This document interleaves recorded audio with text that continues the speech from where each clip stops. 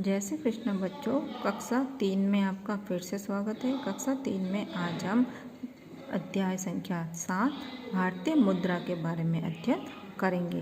भारतीय मुद्रा कौन सी है? भारतीय मुद्रा अलग अलग देशों के बच्चों अलग अलग मुद्राएं होती हैं। अपने भारत देश की मुद्रा कौन सी है? रुपया। भारत देश की मुद्रा कौन सी है बच्चों? रुपया। जैसे अमेरिका में डॉलर चलता है, अमेरिका की मुद्रा क्या होगी? डॉलर। और अपने भारत की मुद्रा क्या कहलाती है? रुपया। ठीक है, तो आइए भारतीय मुद्रा के बारे में आज हम अध्ययन करते हैं। आइए बैंक चलते हैं। आपको आज कहाँ ले चलते हैं? बैंक ले चलते हैं। ज्योति अपने पिताजी के साथ बैंक जाती है। उसके पिताजी निम्नांकित नोट बैंक में जमा करवाते हैं। अब देखो बच्चों, चित्र दिखाई दे रहा है आपको। चित्र में ज्योति और उसके पिताजी दिखाई दे रहे हैं और सरकारी बैंक दिखाई दे रहा है और पास में ही हमें एक एटीएम दिखाई दे रहा है। ये देखिए, ज्योति और उसके पिताजी, ये सरकारी बैंक है। यहाँ गार्ड लगा हुआ है, सिक्योरिटी गार्ड लगा हुआ है।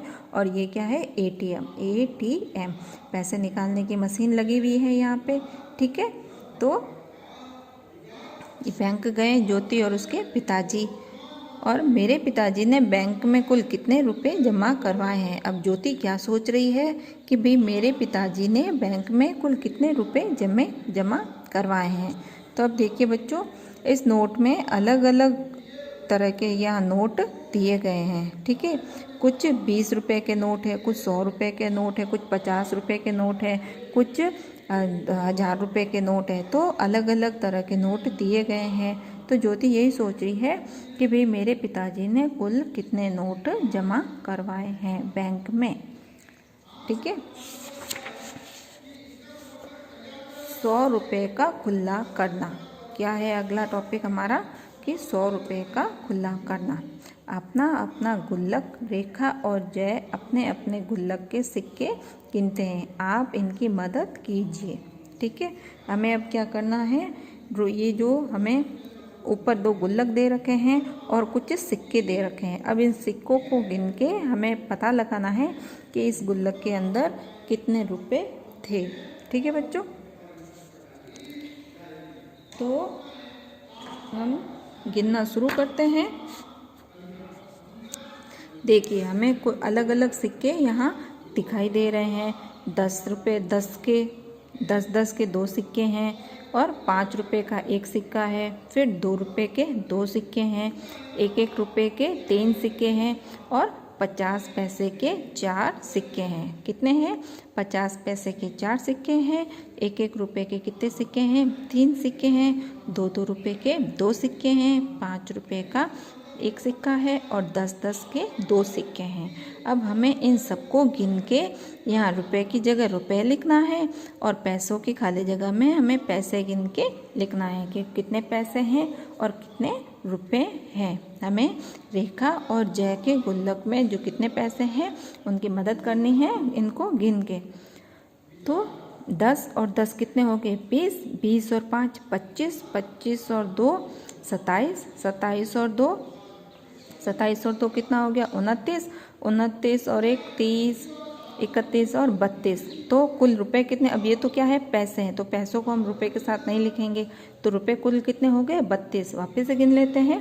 10, 10 और 10 20, 20 और 5 25, 25 और 2 27, 27 और 2 29, 29 और 1 30, 31 और 1 32। तो रुपए कुल कितने हैं बच्चों? 32। ठीक है, रुपए की संख्या कितनी है? 32। अब पैसे कितने हैं? 50, 50, 50, 50। 50 पैसे के कितने सिक्के हैं? 4 सिक्के हैं। तो 1 रुपये में कितने पैसे होते हैं बच्चों? 100 पैसे होते हैं।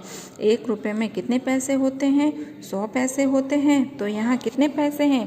50 और 50 100, 100 और 50 150, 150 और 50 200। तो यहाँ पैसे कितने हैं बच्चों? 200 पैसे हैं। कितने पैसे हैं? 200 पैसे।